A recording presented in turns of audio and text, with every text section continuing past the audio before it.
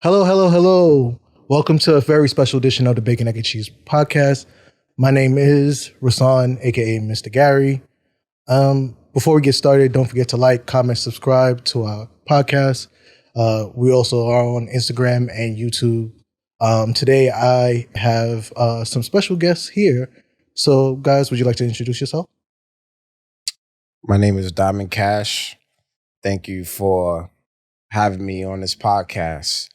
I'm an entrepreneur, podcaster. We can call it. I'm here.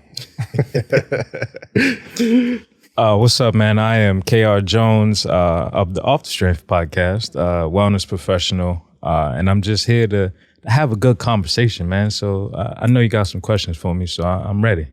All right, cool. All right, so before we jump into the topics, I just want to ask, how y'all doing? I am necessary. I like that answer. All things considered, I am well, and there's no complaints because ain't nobody trying to hear that, See, I like to hear that stuff. I like to hear that. Simple, straight to the point. Yeah, man. All right, so with that being said, gentlemen, we are gathered here today for a very great, topic. As you guys and everybody should be aware, this is Black History Month. Besides the fact that we shouldn't even have Black History Month, Black history is all around. Specifically in the next couple of weeks, there is a particular day that, our women love, Valentine's Day. So I wanted to do something based on Black love. So I spoke to a few Black women and I asked them some questions. What are some questions that you would like to ask Black men in pertains to loving a Black woman? So you fellas ready for the questions? Oh, yeah. Let's see if I won't get canceled. All right. First question. Why do men feel comfortable speaking sexually when they first meet a woman? But when it comes to having a regular conversation, they're not able to do it right away. I feel like there's a lot to unpack within that question. To start, I feel as though are we talking present day, I'm assuming? If we're talking present day. Absolutely, present day. I think a lot of people have been cooped up in their house, in their homes, and to get reinitiated into the dating scene is a task within itself as like the first problem. So like to be able to actually socialize and have a conversation with people, not just, women in general, but people is already harder than it should be. And on top of that, when men get a chance to lead or when they do lead with sex, I think that's just kind of where their mindset is. Like, I don't think they're being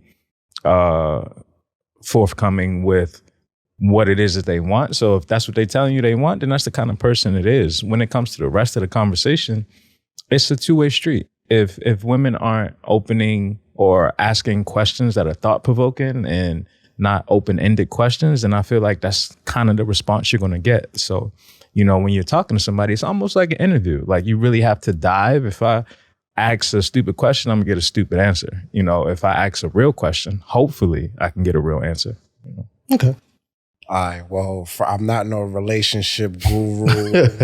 I'm not no therapist or none of that. Just so everyone is aware. This is all just opinions. I'm not no Kevin Samuels or none of that. Okay. So I think it depends on the person. Some guys, when it comes to women,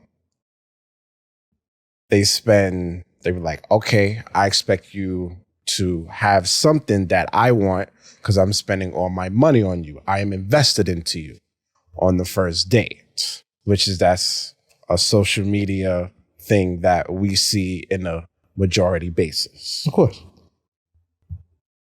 So since it comes to one thing that if they're looking for a particular something, this is where it comes through women think of us as this. So how can we go about that, right? How can men go about that you're talking about in a non-sexual way, right? Yeah, because I think the general consensus that I got from the question that was asked for me is that women may feel like men are good for like 3-minute general conversations. And then after that, it's just about sex. And I feel like sometimes, I tell these women a lot because these women are my friends. I'm like, you got to know who you're choosing. You got to know who you're talking to. Some of these men, they only here for one thing and one thing only. And if that's not what you're interested in, you just got to move along.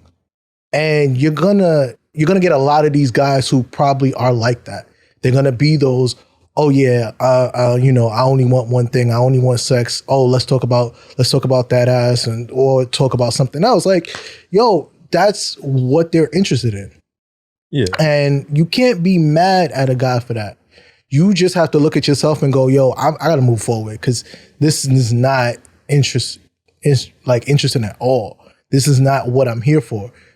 But I feel like some women get stuck and they just like, oh, all dudes do this. No, it's just the dudes that you choosing right now. And that's how life is. You're going to go through a few bad apples before you get a good one. It's just going to happen. That's a natural thing. I think the biggest problem is for some women just like, if they keep getting the same thing over and over again, they think that's how life is. Like, you keep getting this kind of thing. No, you got to try to do something different. You got to try a different approach. I mean, I think it comes down to a variety of different things too as well. First being, you attract the vibes that you put out, right? So if you're putting out that type of energy, then that's more than likely what you're going to receive.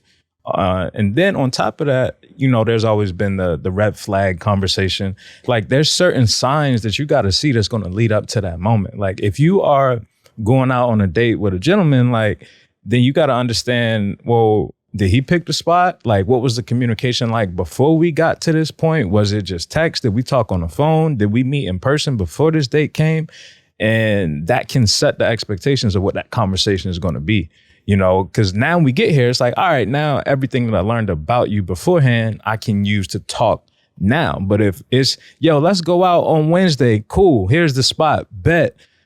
Wednesday comes, y'all didn't have no communication before Wednesday.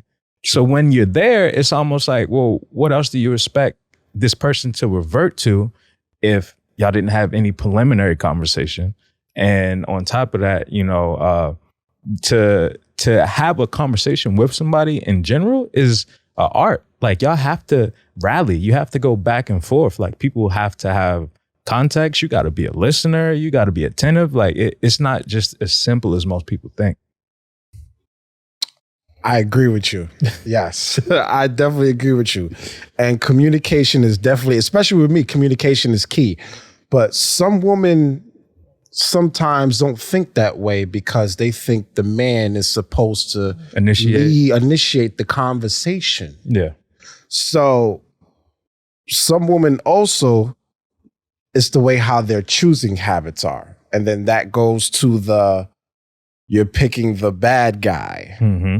And then as soon as the guy gets into, I'm not going to get into all that. Now you want the good guy. Yeah. He's you want the crumbs now and everything. To be the hero. And that's why I think it comes to, you could say double standard in a way, is because when you say, when women say all men just want one thing, let's talk about, then we got to talk about how we got to hold them accountable also about, okay, you want a guy with money. Let's go to high value man, right? They say, hey, I want a high value man, because they think that just because a guy is a millionaire or have all this money in place, that's a high value man. That is absolutely not true. No. So when it goes to double standards, I think it comes to pick and choose of who they really want. And that goes to conversations. Thought-provoking of that's why I agree with you in thought-provoking conversations. So when you take each other on the first date, that's when getting to know each other phase come into place. Oh, I definitely think so. I think that knowing that, like, with the first date, you have to be able to engage. That's why I kind of tell people, like, when you're on these first dates, I do not ever suggest anything that's just sitting down. Like, dinner is not the greatest thing, especially if you guys haven't had a conversation previously. Do something active. Go to a place that has arcade games or something, like a Dave and Buster's or a barcade in the city. Like, you got to do something that's a little bit more interaction, so like you can move around and have fun. Because guess what? Those conversations can happen like easily. It's not like, oh, well, what's your favorite color? Oh, it's black. Oh, okay, mine's too. And that's one of those like open-ended conversations, right?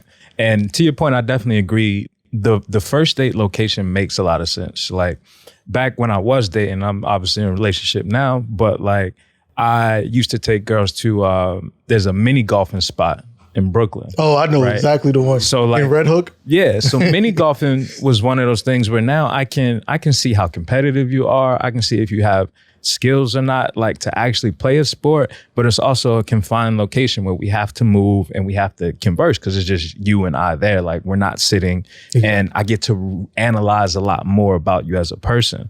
I think the other side of that coin is now that the times have shifted and the world as we knew it is no longer the same, women are wanting to date and be out here and be with men, but women don't have no game. And I will go on record to say this, that because of the way that it typically has been, like you stated before, like most women are used to men initiating conversations and kind of keeping things going and managing expectations. But when the coin flips and women become the aggressor, a lot of women just don't have the tools to engage a man, you know, in a stimulating conversation. Or the patience.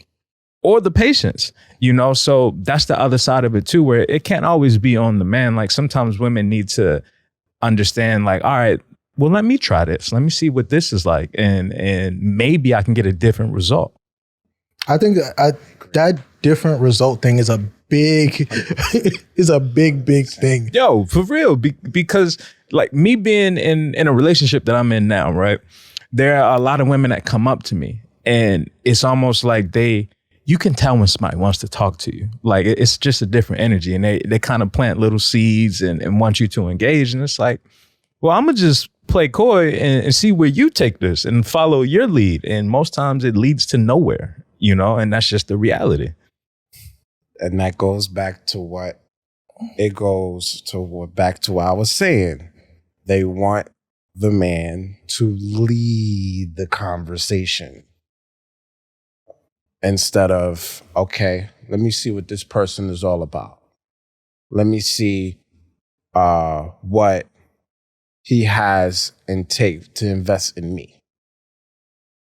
But I would say this, let's take money out the table. What about a walk in the park or something? What about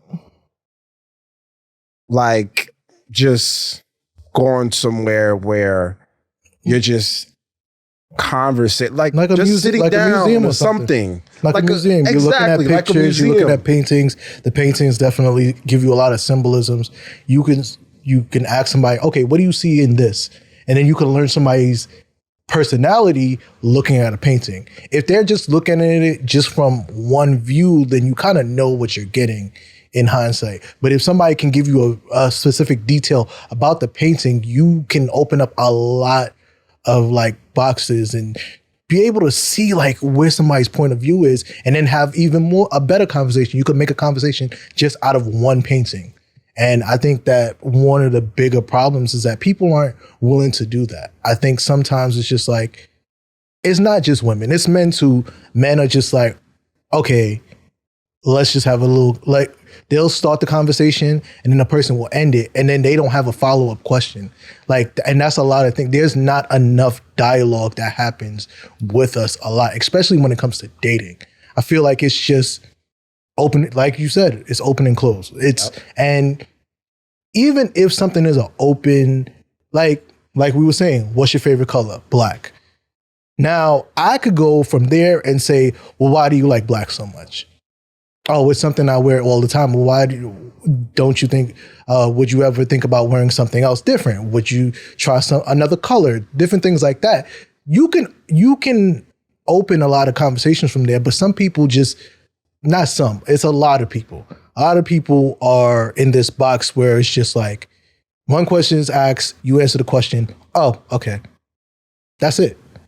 And that's a big problem. And something else, I totally forgot it, but it's just, it's really sad because, you know, we're adults. It's 2022. At this point, you have, the world is like your oyster. You can talk about so much, you can do so much, but I think people are just at this rare end, and that's it. And I don't know why. Mm-hmm. I mean, to harken back to the second part of the question, like that sex part, I think for men in general, and something that always I live by was I'm not bringing it up until she brings it up, right?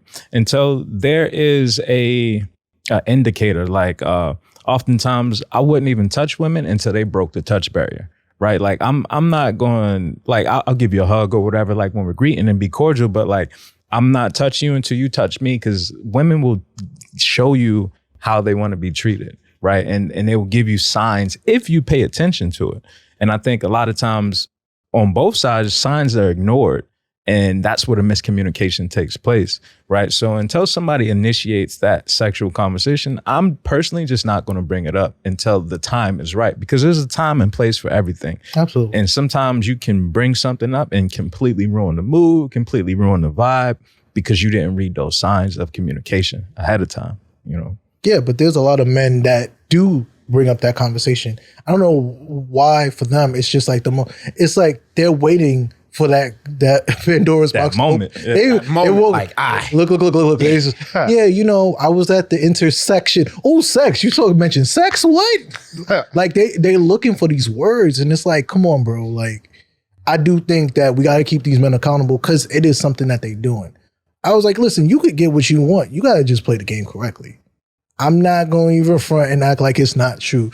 Men their game is just as terrible as women, because their quick thing is sex. Like, you have a conversation, because even though you may want this, you may not realize in the long run that she may be able to provide you with something a little bit more than you was expecting. It's happened to me multiple times where I'm thinking, you know, she good. She pretty. I mean, but them cheeks is nice. But then when you have a conversation with somebody, you're like, oh shit, yo, you have like common ideologies, and that shit is nice. So then when you have those conversations, it's dope as hell. And after you think about it, it's like, do I really still want the cheeks? Now maybe after a long one, you might be like, yeah, I still do. And that's fine. But you may be able to open your mind and be like, you know, I could kind of see something serious happening in the long run. That goes to what two people want. Yeah, of course. Well, the man, I just want just one thing consistently, while a woman wants marriage. Yeah. And going back to the accountability, I would like to say this: some men. Can we stop catcalling women in the street? Please. For sure. 1,000%. If you are watching this, just stop. Hey, yo, what's up, ma? What's going on? If you see a beautiful woman, approach her respectfully. Approach her. I'm not gonna lie to you. So I was telling my girlfriend this, and she got mad. I was like, let me tell you something. I'm not gonna lie to you. I hit you with the same line that I've hit a lot of women up with all the time. One, because it's accurate. It works well. It works so well. So now you gotta say the line, because we gotta hear it. So now what it is. So this is a DM thing, because that's how it happens. So it's a DM. Hey, I just want you to know, I didn't want to take up your time. I just want to let you know that I think you're really beautiful and I would love to get to know you better. That's simple, straight, efficient, effective. But I realize nasty most DM right there. right. You feel what I'm saying? Like, but that at least that's not like, yo, it's a smooth. how you doing? It's smooth. It's a smooth line. But it's like some dudes is like I got a friend who's just like, yo, you fine as fuck. Yo, let me get your number. I don't give a fuck if you got a man. Let me get your number. Like, yo, some of this shit I be listening to when my friends be telling me, I just be laughing. I be like, yo, this is comical because you not gonna. I was like, some people are gonna fall for that because they a little bit foolish, but especially essential black women, they're not gonna take that shit. You gotta come correct, and you gotta know what you're doing. And I don't think a lot of these black men nowadays realize that. They just think, oh, you could do what these rappers do. You could do what this guy does. You could do what that guy does. That's just not how this shit is ran. Like, it's never going to work out that way. You got to know how to talk to these women. And I think that's the thing. Like, going back to the question, I think the thing is that these men are just not able to hold their ground and just be able to speak. She's not an item, bro. Like, she's a woman. She's an intelligent woman that wants to have these conversations with you. You can't just be like, oh, yeah, I'm gonna just go at it one way. No, you have to learn how to do things in angles. I feel like the experience that I've had with women in general has taught me that I had to learn how to come at things with a different angle. If I came at things with the same angle, shit's not gonna work out 9 times out of 10. But if I did things from a different angle, it will work out for me in the long run. And I learned that, and it worked well for me now. I ain't gonna lie. No, I agree completely. And I think back when I was in the streets, I gotta recall that time long ago. Streets?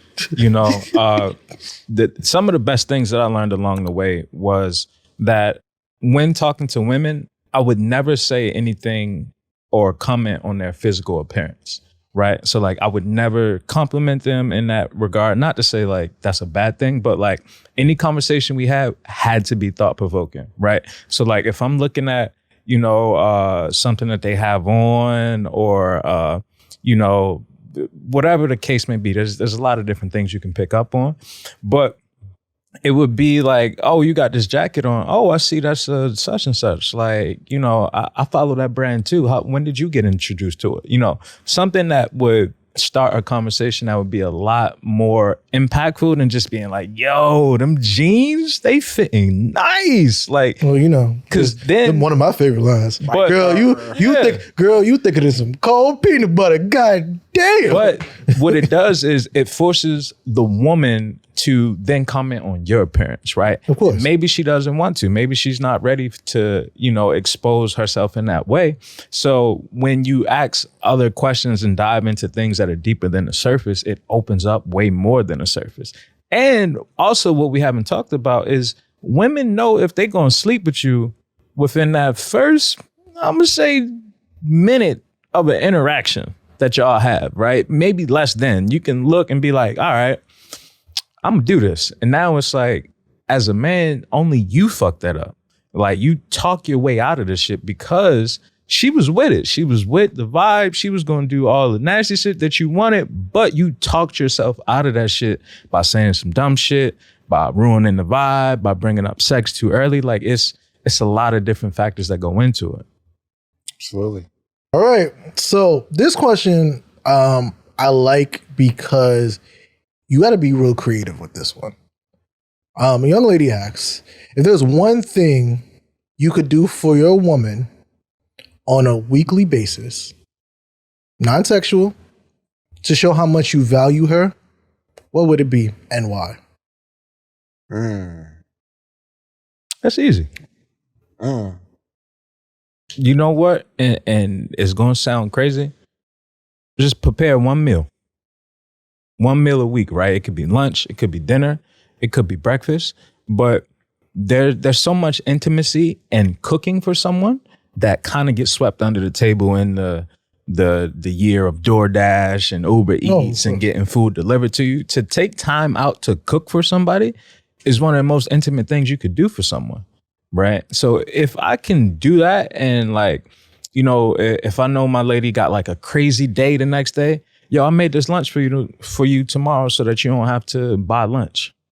Oh, I got dinner ready so that you ain't have to cook tonight. Yo, I made you breakfast because I stayed the night. We did all that nasty shit, but I wanted you to eat before you went to work, right? Like something as simple as just cooking and do the dishes afterwards. Don't cook and leave a mess, because then you just add into the problem, right? So cook, clean up after yourself, right? And then proceed with whatever you was doing.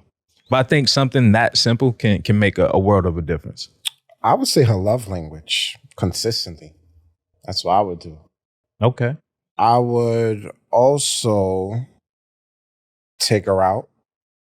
I want to make her feel like she is important and she is the investment of my life.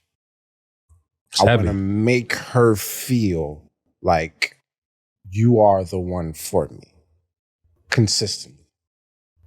That's what I would do. Now, you just said love languages. You mind expanding upon that a little bit? Because I feel like it's a lot of brothers out there that know about it, but aren't in the know of what they are exactly and what it means. Well, it all depends on what is her love language. Like, there's 5. Then that's the weird thing. So there's 5. Yeah. So there's words of affirmation. Yes. There's touch. There is gifts.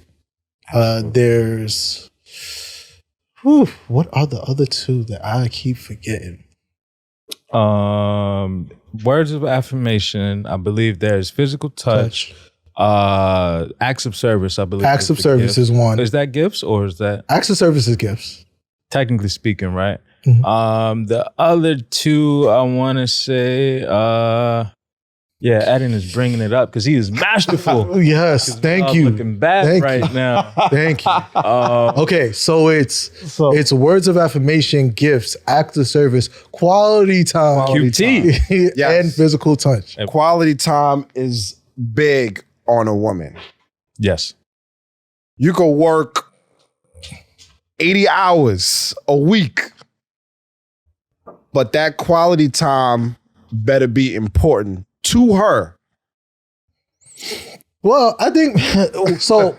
With the 5 love languages, and I'm gonna be honest, everybody's so different in the world that we live in.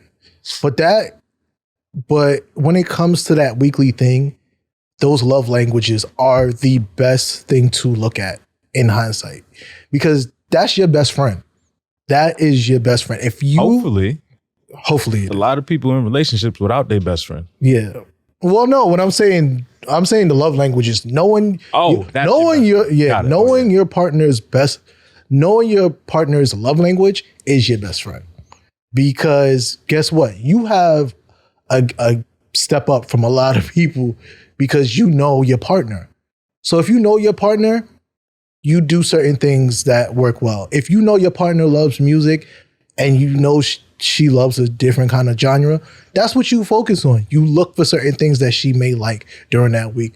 Oh, I found this new artist for you. Oh, I found this song for you. Oh, look at this throwback that you may have liked. Little things like that. Little detail is very important in relationships because that helps grow your relationship long term. I think a lot of people have that problem, is keeping those little details. Like, example, my girlfriend loves like different artists, different rock artists. She loves Nirvana. She likes Pink Floyd. She likes stuff like that. So I would do something on a weekly basis, is look at songs, or I like look at a t-shirt she might like, or something like that. She might like a plaque. She loves Kid Cudi. So I bought her a painting of Kid Cudi. And that's a little detail, but it helps because it's not only that, you know, you care, but you're listening to things that she's saying. You're watching everything that she's doing. These are things that people have a problem of doing. You don't watch your partner. You don't pay attention to your partner. You don't read the signs. And I think that's a lot of men's problem nowadays. And they really need to, you know, step their game up, because those little things will just help you in the long run. It's just gonna make her feel like you care. And you are committed to this relationship. That shows commitment whether people know it or not. Those little details. I agree. And it goes back to what you said. Simple things do matter. For sure. And we have to come to a place that's like those small things can turn into something big, to the point where now she can get to a point where you and her can get to a point where now, all right, now let's get to the next step of partnership. So, yeah. I mean, love languages for sure are, like you said, very impactful tool to just have in your wheelhouse. I forgot what comedian it was. I want to say it was like Chris Rock, and he was talking about quality time. He was like, man, a million Tuesdays ain't worth 3 Saturdays. You know what I'm saying? Like 3 Saturday nights with your lady is not the same as a million Tuesdays with her, right? Like, cause she want to go out on Saturday night. She don't want to go out on Tuesdays, right? Of course. So like to that point of knowing what her love language is. And one of the problems that I came into with my relationship was I was treating my woman, or my lady rather, with my love languages and not hers, right? So like I like quality time and what's my second one? I said quality time and acts of service, right? But her first love language is words of affirmation. And because I don't need that as a person or just as the forefront of my love language, I often wouldn't say things a lot. And she needed to hear that kind of thing. And having to check myself when I realized that switch was off, like, oh, damn, she probably needs to hear this reaffirmation real quick. So let me say this. Let me make sure I say this and continue to do that, because I was falling victim to just loving out of my love language as opposed to leading with hers first. I think we all have that problem. I think it's not just men that have that problem. I think us, like, as people, when we have our significant others, that's one of the biggest problems. I think we all just focus on ourselves, what we would like for our partner, instead of what would our partner like in general. I think that's one of the biggest problems that people have in relationships, that they really have to look. Like for me, my girlfriend likes words of affirmation. Now, sometimes I get annoyed at doing it, and I think people get annoyed sometimes when you're doing a person's love language, but you know you're doing it for the right cause, and you know it benefits them in the long run, because those are things that it's not just for the relationship. It helps them as a person to grow. It makes them feel better about themselves. It's not just about, oh, I have someone that loves me, but I have somebody that believes in everything that I believe in, and they can do great things from there. Those little things can help anybody at any time. You never know. And this is not just relationships. This is friendships in general. It's not just about having a partner and learning their love language. You have friends, and without you consciously knowing, you learn their love language about your friends. And you know those certain things can help them as well, because it'll help them become a better person. Or like they may be one of those people that feels single forever. They feel lonely. They feel like this. Those things as a friend, you can help them in the forefront and realize, things are going to get better. You just got to keep going. People just think it's just about relationships. It's not just about relationships. It's about friendships. It's about those people that you have around you. And this can not just go for friends, this goes for family members, this goes to siblings, things like that. Like you learn these things about these people, and you can help them as much as they can help you. Mm-hmm. Because whether you realize it self-consciously or not, those people are studying what you like too, so that they know at the end of the day, if you are ever in a rut, if you ever feel sad, if you ever feel disappointed about something, they know the things about you, so they're going to make sure that you're not in that rut. They're going to make sure that they got your best interest. And people sometimes don't realize that. I feel like some people are just like, they just leave you with the short end of the stick, and they don't realize how much impact they really have in your life. I think my friends especially have realized that, how much of an impact they have in mine as much as I have in theirs. I know that, like, I have a friend who was sad, right? I know she likes Friends. She does not live here. What I'll do, I Amazon her a Funko Pop doll of somebody from Friends. Little things like that, you could really cheer somebody up and take them out of a rut because they know that at least somebody somewhere has my best interest. It happens all the time. When it comes to relationships, especially though, you gotta know this. This is nothing. You can't be acting like I don't know. No, you know, bro. This is somebody that you've been around for a while, and when you learn these things, it should come as a natural instinct. It shouldn't be. You shouldn't have to be looking for it. You should naturally know this is who your partner is. This is what your partner likes. Work on that. Some people have a problem with just doing that. They're just like, well, why do I have to do it? So then my answer is, do you really want this relationship? I think another important thing to note is that people change and people evolve too. So just because I started one way, like maybe acts of service was my top love language, but maybe it shifted into quality time after something like the pandemic, right? Of course. So being able to recognize that and continue to grow as an individual and with your partner is a key component as well. Next question. Well, actually, that was actually going to lead to my question, the next question. And it's actually my final question. Okay. How can we, as Black men, show more love and appreciation to our Black women? And this is not just women that are in relationships. These are our mothers. These are our sisters. These are our family members. These are Black women in general, because I know from experience that I feel like a lot of Black women just don't feel loved by Black men. They feel like, you know, there's certain Black men that learn this. They have this certain way about them that think, you know, light skin and, you know, you gotta be a lighter skin. You can't be a dark skin, you know, and red bone is the thing. And I feel like there's a lot of women that just feel hurt by that, especially a lot of Black women that feel hurt by that. And it goes from, you know, me and you was talking about it in the car, you know, the history of how things are when Black men in these music videos, how they talk about Black women, and then how Black women are treated, because, you know, we talk about it all the time. And Malcolm X stated it, the Black woman is, you know, the bottom of the totem pole.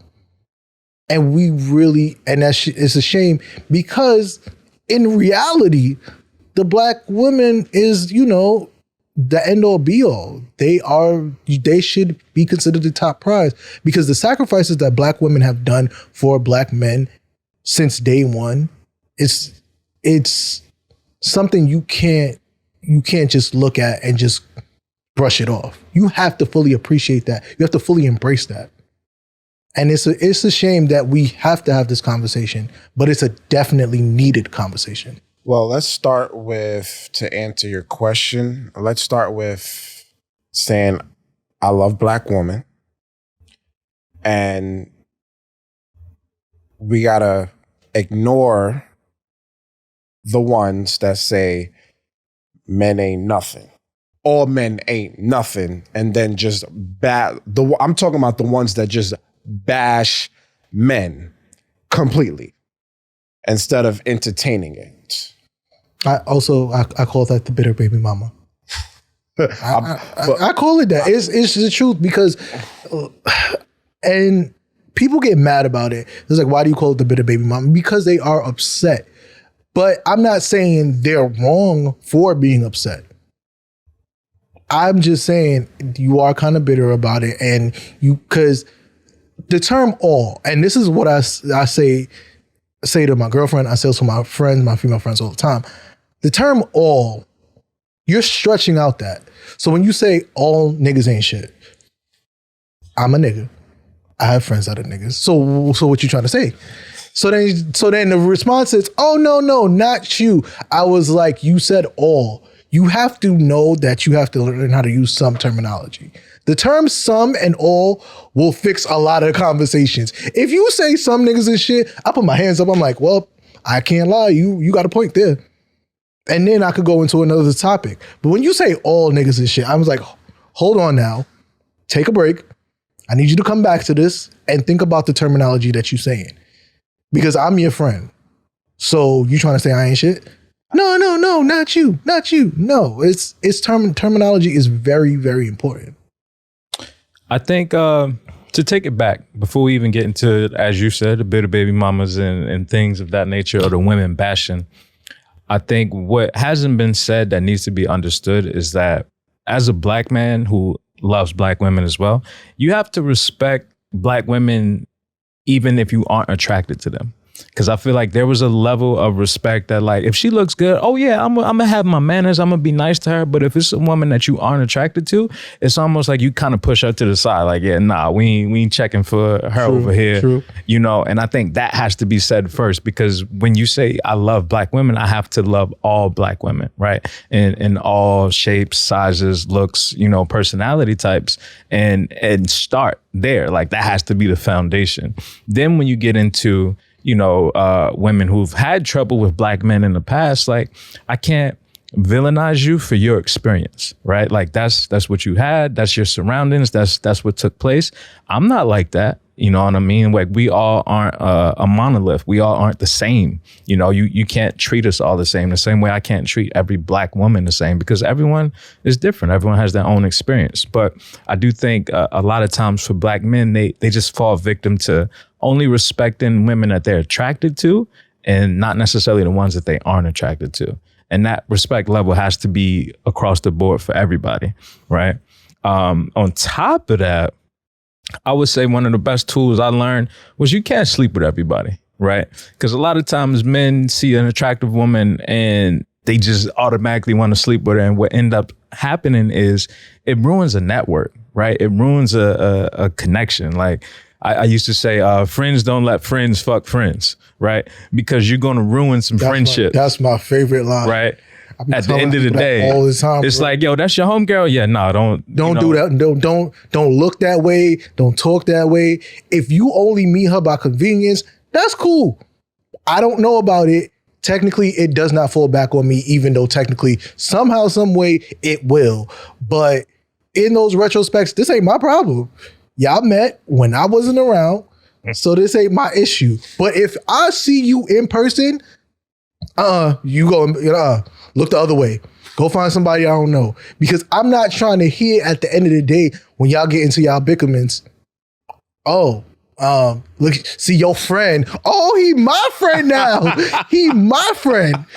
Oh, she's my friend now. No. I told y'all to stay. This has happened one too many times. Hell, this has happened twice in 2 years. This has happened to me. I'm not getting to these situations again. No, I'm good, fam. You not gonna get me in these conversations. You sound extra spicy on this topic. Oh, like, yeah.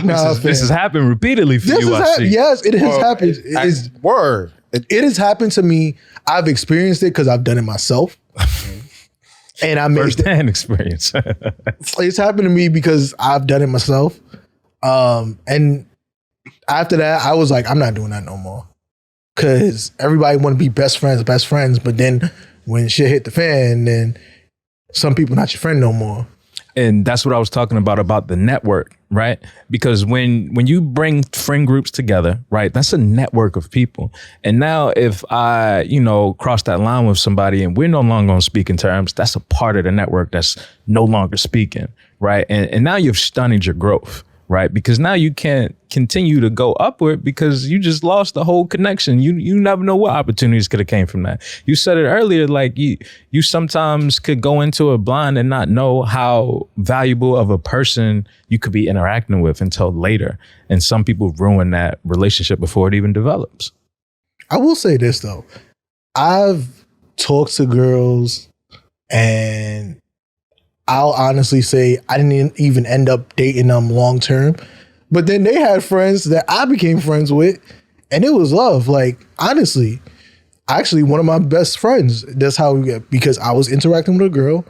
We was cool. Then she had a friend. And me and her, like off the strength, we was just back and forth, like, because we was like play fighting with each other because, we talk trash to each other. Now, a lot of people didn't get that because that's how we are. That's when I knew that this person was going to be a best friend to me for a long term. She's actually on the podcast. I will not say who, but that happens all the time. Like, but I say it a lot. I don't want my friends to talk to each other, because if shit hits the fan, first of all, let me just clarify something. If one of my homeboys is like, yo, your friend is fine, yo, I need to talk to her, I was like, yo, that is your preference, partner. But I'm gonna tell you right now, she probably ain't interested. I do it to cover my ass. Now, if she says she interested, I'm not gonna tell her. You just gonna have to figure that shit out on your own. But I tell people at the end of the day, don't bring that shit to me. Don't bring that energy to me. I don't care. It's not my problem. I told y'all not to do it. Don't do it. Cause if I hear about it, the first 3 minutes, your friend click. Why you hung up? Because I don't want to hear this shit. I told you not to do it, and you said, fuck it, I'm gonna do it anyway. Now if the relationship works out well, I'm happy to be wrong. And I say this all the time. I would rather be wrong than be right. That goes back to when you said networking. I actually had a group of friends that dated, not even hanging out anymore. Now, when I hang out with them, it gotta be two separate, like, yo, you feel what I'm saying? Your bitch ass friend. Your friend this, your friend that. If I have a party or something, if I want to have like a private party, like let's say if I have a birthday party, I want all my friends to come, and you date this person, it's like, nah, you don't want to show up. Nah, bro. Nah, fam. Y'all both gonna show up. Be adults about it. It's for me. I don't give a fuck about y'all problems. This is for me. You feel what I'm saying? For me. I ain't asked for that. I couldn't agree more. And that's why I think, being able to recognize that. And also, one of the things that really helped me along the way is just because you can doesn't mean you should. Right. There's so many times when like I could have crossed that line with somebody, but had I done that, the friendship that blossomed afterwards would have never took place. Of course. Right. And you got to realize that early on. I'm a firm believer that men and women can be friends, but I was going to ask that too. There has to be a respect level there. Right. And there has to be a line that is known to both of y'all that like, all right, we're not going to cross this line. We can joke, we can play, we can grow, we can do whatever. But like the minute that line is crossed, it's no longer the same. We in a whole nother category now, a whole different situation, and that ruins the network. But when that network is strong, you'd be surprised at what you can accomplish with just having women as friends that you're not trying to sleep with. Because you know what it does? It opens up another circle, and that circle you can tap into, but you can't get there until you start somewhere foundationally, because no one is going to go to bat for you harder than a woman that fucks with you, right? She going to put that word in our ear. Yo, this is my homie. He's cool. Like we've been friends for years. I think you should blah, blah, blah. Like that's how that opens up. I keep saying women are the perfect wingman. Men don't understand that. That is key. If you have pretty friends, especially pretty female friends, they're going to help you 100%. It's simple. They pretty. They see other girls that's pretty. They know your type because you are their friend. You've been their friend for such a long time. They know you. So it's like, all right, I know what to look after. I know what not to go for. So it's simple. It's smooth. But right back to the question, because we kind of fell off topic. Okay. My bad. It happens. But I think one of the things is, like you guys said, I love black women. All black women. Shapes, colors, does not matter. I think that men don't appreciate that, and they should. You don't have to like everybody to respect them. That's just how life is. You don't have to. I like to say this sometimes because it's true. Men look at Whoopi Goldberg and they disrespect her off the back. You don't have to think that she's the most beautiful woman in the world, but you have to respect who Whoopi Goldberg is as a black woman and the strides that she's made and the things that she's done. You don't, like you said before, you don't have to be physically attracted to a person to respect them. And I think that is a lot of black men's issues. Their first instinct is, they're not pretty, so I don't give a damn. That's pretty fucked up when you look at it in that hindsight. You can't be like that. Because imagine if you was born and your mother wasn't really that pretty. What you gonna say then? Oh, my mother is beautiful. Nah, I think your mother ugly. But she raised you to be a respectful person, and I can respect her for that. And on top of that, she is a mother. She sacrificed to become a mother for you. So I will never disrespect your mother. You got to look at things from that certain hindsight. And people need to, I think black men especially, need to get out they head out their ass and really truly start to appreciate women, not for what they can bring, but who they are in general. We also got to stop the what is it? The dark skin versus the light skin. We got to ignore that. We got to that's a whole topic in itself. But we have to ignore the entertainment of what we hear in music, and we have to ignore, and that goes back to what I said of when women say stuff on social media, on TikTok, like, he ain't got no money. We have to ignore that. My opinion is, I love black women, and I'll always love black women. Even if you're like, I'm sorry to say this, even if you're like a Candace Owens. Even if you're like a Candace Owens, I won't entertain your opinion, but I still love you at the end of the day. Yeah, that was tough for me. I ain't gonna even lie for you. I have a list of women, and actually not even a list of women. I have a list of people that if you was on fire, I would not even think to piss on you to help you.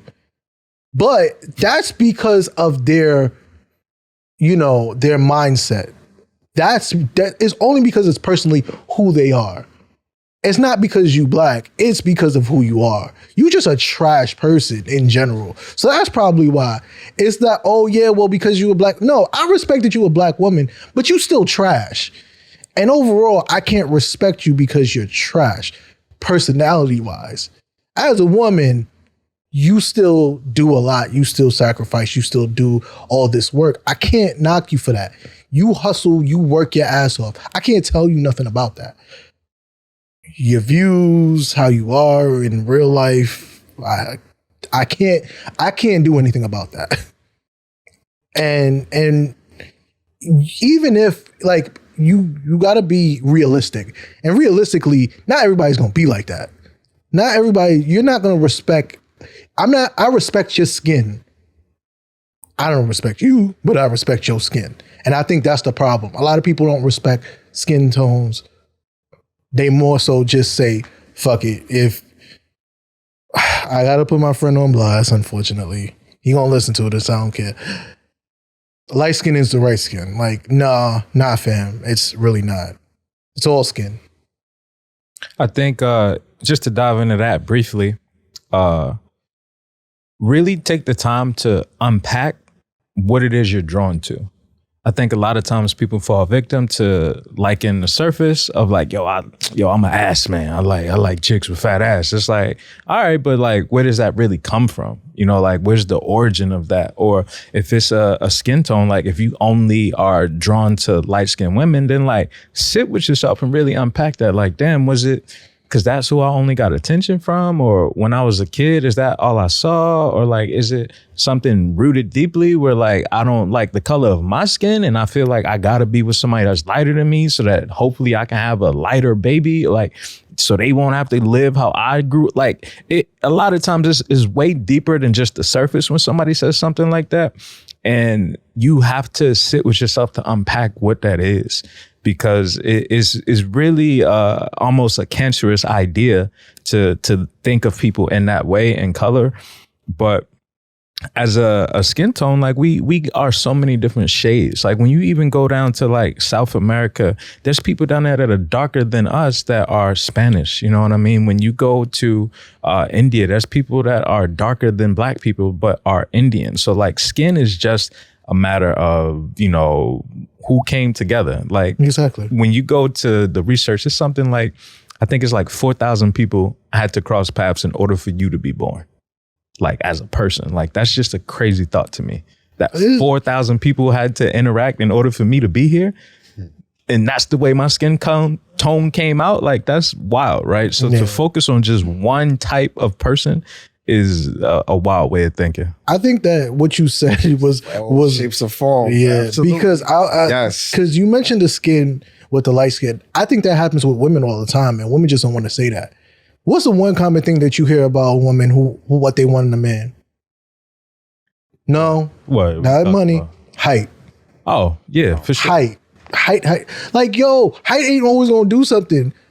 Like I have a little cousin who his mother was short, and his father, you know, God rest his soul, was what 5'8", 5'9". That boy like 6'4", 6'5". So, like, I don't understand why people think for some time, oh, yeah, it's genes. That's not always going to happen. Because you could have the tallest father in the world and you might be like 5 foot nothing. And guess what? Your kid is going to get your height. And then you're going to try to figure out why, what happened. It just happens that way. Genes don't always work out that way. That's not how genes work. You're going to get the facial features. You may get some of the, you know, mental state too. But you may not get the height. You may not get certain things. It's just not how the world works. You got to stop looking at things from a certain lens. I think that we all have that problem. Now, with the ass thing, I think that men do it way worse than black women. Way worse. Because it's a disrespectful thing. It gets to, oh, well, she ain't got shit. She got a flat ass. She ain't got this. She ain't got... It's a disrespect. And I think you don't have to get disrespectful with these black women. And I think that's what a lot of black men do. And we could say what we want to about stop listening to things in the media. But guess what? Nowadays in 2022, that's our very first instinct. When you wake up, what's the first thing you doing? On your phone. It's the first thing you looking at. What you doing? Looking at YouTube, watching TikTok, on IG, watching Reels, things like that. This happens over and over again. And there's a common thing where men are disrespecting women. And you look at that and you go, well, I could do the same thing. No, you got to be a person of your own, bro. And you got to be able to look at things and say, yo, this is not right by any means. You got to be able to say, fuck it. You know, I can do better than this. Because black women deserve so much better. That's all about growth. Yeah. It's definitely all about growth. And that goes into a place where I would say you challenge yourself every month of how can I do this? How can I do that? Okay, so every time when I wake up, I'm going to challenge myself to not be on my phone. Or I can challenge myself of when I get up, I'm going to read a book. I'm going to do this. That's changing the topic, but that goes into change into place. I'm sorry about that. You continue. No, you good, man. I agree completely. I was just going to say that, in short, when I think about the difference between men and women as a whole, right? Women are more emotional creatures. They lead with emotion, and men lead with logic, right? And that's like the through line you can draw between both ways. What people forget is that you need both. Like you are absolutely. It takes a man and a woman to make a person, right? So as men, I feel like we're not in touch with our emotional intelligence, right? We were never taught how to deal with feelings. We were never taught how to deal with emotions. If you go back to being a little kid, they give you a toy, you break the toy, and you leave it, and somebody comes and they clean up your mess, and you don't ever have to worry about it, right? And you keep repeating that cycle over and over, and you wonder, like, how can a man come into my life, fuck shit up, and then just leave? Because he's been doing it since he was a kid, right? Because nobody taught that little boy, don't break it. This is how you fix it. This is how you repair it. Talk to us about your feelings. Why did you need to break this? Like, what made you feel this way? And women have that type of knowledge internally.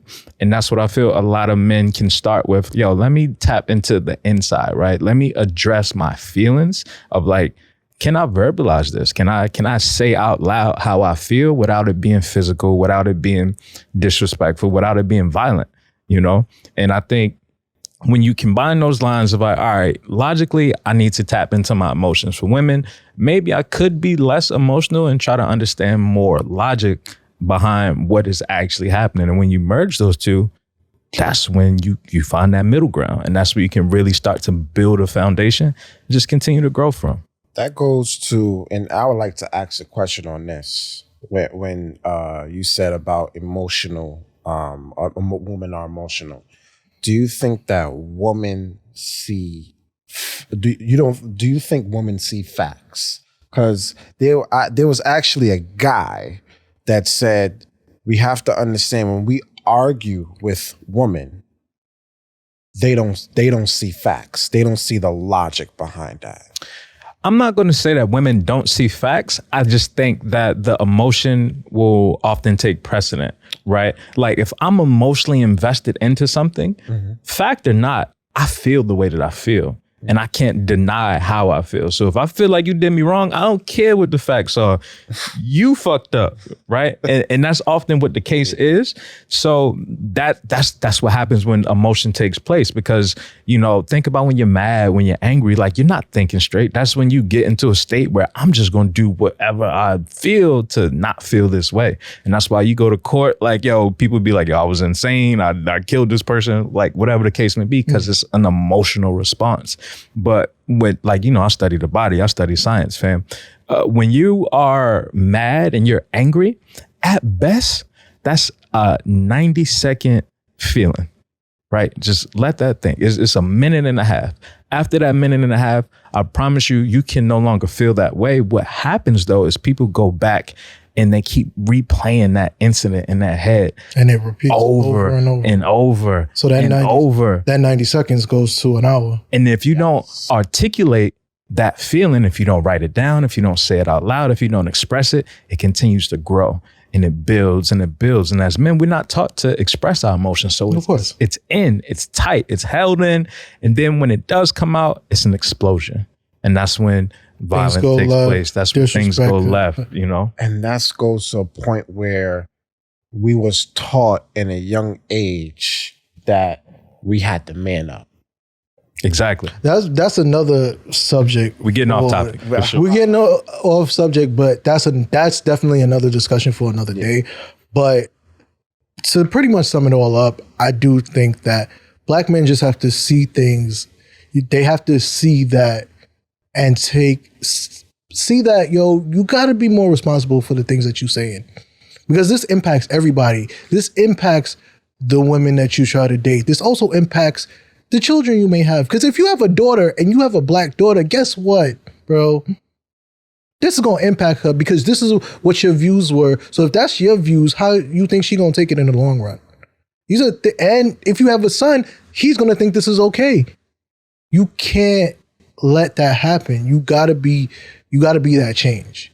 And I think Black men, we have to take more accountability of this. We have to look at it and say, these Black women have sacrificed so much for us, day in, day out, night in, night out.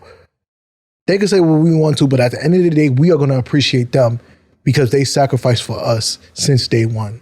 They have a reason to be frustrated. And the reason they're frustrated is because we're not showing that we appreciate them. So at the end of the day, we just got to do better. With that being said, amen. Amen to that. And briefly, can I also say that in all seriousness, we really gotta stop with the most popular thing is going is separate each other by, men, you know, I don't really deal with them because of this, that, or woman, the reason why I don't really deal with them. I feel like we are the only color in this world, or you could say United States, whatever, that is very popular of going against each other argument, and that, I'm sorry, we're very argumentative about things. Absolutely. And we have to stop that. Of course. Period. Oh, yeah. You don't see, I'm sorry, you don't see Indian takeout, white takeout, and all that media stuff. And then I'm sorry, I just had to say that. Or you don't. You don't see other race and other, you know, cultures disrespect each other. Disrespect each other and everything. We got to stop that. Yeah, absolutely. Yeah. I just had to put that out the table. Amen. Amen to that, brother. Yeah. All right. So, my Black Kings, where can we follow you? You can follow me on Instagram, DiamondCash Rich, Facebook, DiamondCash, TikTok, DiamondCash Rich. I also have a clothing line and a podcast. My business name is DCIncentives 4. You can find me at KR Jones _ on Instagram, Twitter as well. I'm vaguely on there. But I also am on the Off the Strength podcast. You can find that on any digital streaming platform. All right. All right. With that said, I'd like to thank you, gentlemen. This has been a great episode. I'm really excited about this episode. I feel like it definitely needed to be said. With that being said, I am Mr. Gary, and this is the Bacon, Egg, and Cheese Experience. Follow us on all platforms, YouTube, IG. We do have a Spotify where this episode will be coming out, as well as Apple Podcasts. More episodes, be on the lookout for that. Follow these kings. It's very essential. You get to see so many things. You want to learn more about wellness. You know, I've known this man for years. And I'll tell you one thing. If you want to know something about wellness, he got you. I just met this man recently. He is amazing. Learning more things about him. He's a videographer. Please support him whenever you can. And yeah, just be out the lookout. This is the Bacon, Egg, and Cheese Experience.